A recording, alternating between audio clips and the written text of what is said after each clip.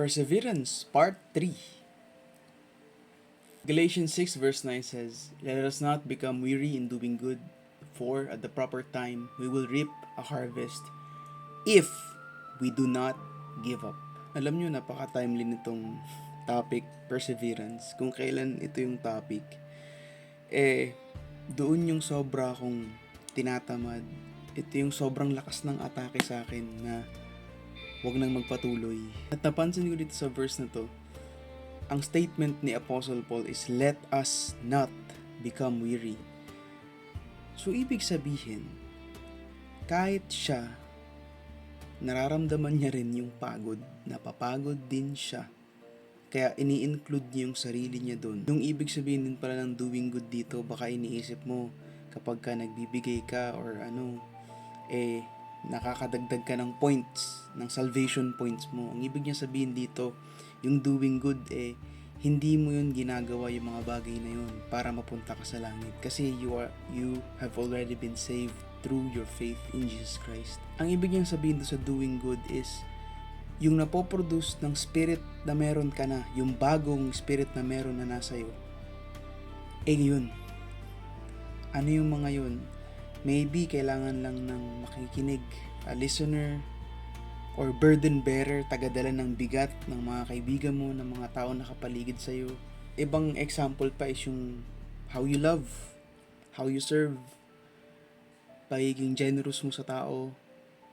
Meron pang term dito na restoring others. Ginagamit ka ni Lord para ma-restore yung spirit and yung mentality ng iba, no? Ng psyche ng iba, ng brokenness ng tao. Ikaw yung ginagamit ni Lord as an instrument para mag-heal sila, no? All in all, ngayon pa lang na sinasabi ko at naaalala ko din yung ministry days ko. Nakakapagod siya. It's really taxing. Parang wala naman nangyayari. Pinag-pray mo na yung tao na yun. Lahat binuhos mo na, pero parang wala namang nangyayari. Lalong nakakapagod. Hindi mo alam kung ano yung nakakapagod yung ginagawa mo bang yun dahil wala ka ng pahinga, hindi mo na nababalanse, kaya parang ayaw mo na magpatuloy, or yung fact na wala namang magbabago. Nothing's gonna change. And it's really dreading, pero doon ko din nakikita yung hope and yung light na alam ko yung spirit ko yung lumalaban, yung spirit na binigay sa akin. Alam kong si Lord yung nag-i-empower sa akin kasi bumibigay na yung katawan ko. Even yung mind ko parang tinatamad ng gawin ito. That's when I know na mas kailangan ko tong i-push, mas kailangan ko tong gawin.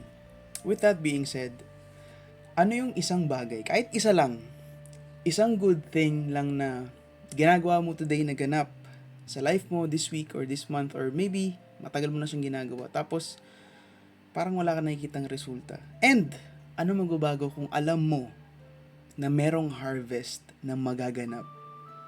How will that change how you operate and how you tackle yung pagpe-persevere mo doon sa bagay na yun?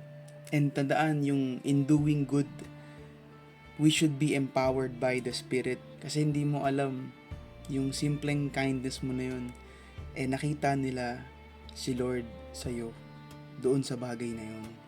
And through that, may na-plant ka na seed sa puso nila. And lagi din natin tandaan, sabi dito, at the proper time, we will reap a harvest. Hindi sa panahon natin, hindi sa panahon na gusto mo, kundi sa proper time, sa time na gusto ni Lord, na tinakda niya. And last but not the least, yung 6 words na very powerful. Ito yung, kung wala to, iba yung point ng verse na to If we do not give up. Mangyayari yun kung hindi ka susuko. Kung magpe-persevere ka, kung ilalaban mo yung spirit. Kung hindi ka magpapadaig sa physical.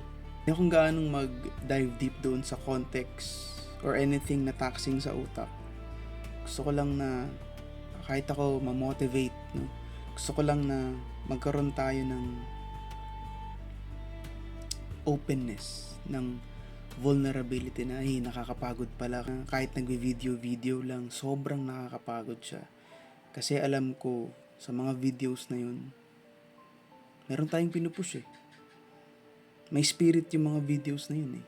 And gusto ko lang mag-end up dito sa verse 10. Sabi dun, therefore, as we have opportunity, let us do good to all people, especially to those who belong to the family of believers. May you still persevere.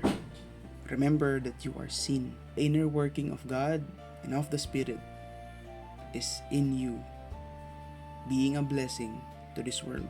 And at the proper time, we will reap a harvest. In Jesus' name. And hey, it's Friday.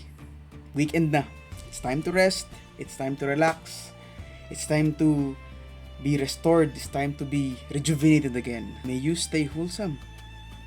And God bless.